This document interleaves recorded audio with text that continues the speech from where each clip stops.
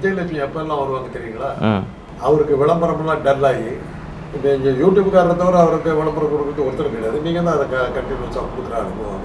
அவர் யூடியூப்காக தான் நாங்கள் என்ன மாதிரி தான், வேறு யாருக்கும் அடையாளமே தெரியாது, அவர் யாருக்கே தெரியாது. கொஞ்சம் டல் ஆகும்போது இந்தம்மா வந்து ஒரு கேஸ் போடும், என்னை கற்பழித்தார் அப்படி, என்னை கல்யாணம் பண்ணிக்கிறோம், இதுவரையிலும் என்ன சொல்லியிருந்தேன், என்னை கல்யாணம் பண்ணிக்கிறோன்னு சொல்லி ஏமாற்றிட்டாருங்கிறது தான் இது ஒரு கேஸு. இப்போ அந்த கேஸு சரியாக வரல.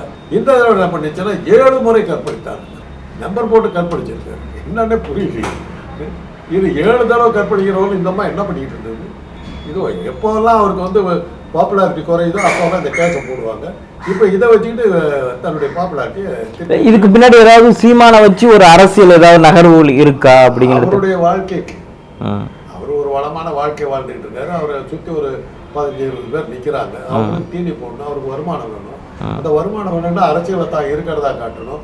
அதை வச்சுக்கிட்டு அவருக்கு சில சங்கடங்கள் வந்ததுங்க. அவர் வந்து பாஜக வந்து கட்டி விடுற மாதிரி இருந்தாங்க. பொழப்பு என்ன எப்படி நடக்கும்? உடனே தான் பெரியாரை பற்றி கண்ணா பின்னான்னு பேசி பாருங்கள், உங்களுடைய கொள்கையை எடுத்துக்கிட்டு பெரியாரையே நான் கண்ணா பின்னான்னு பேசணும்னு சொல்லி இது பண்ணார். சரி இவ்வளோ லாயலாக விசுவாசமாக இருக்கிறாங்கிறதுக்கு அவர் ராத்திரி பெரியாரை பற்றி பேசுகிறாரு.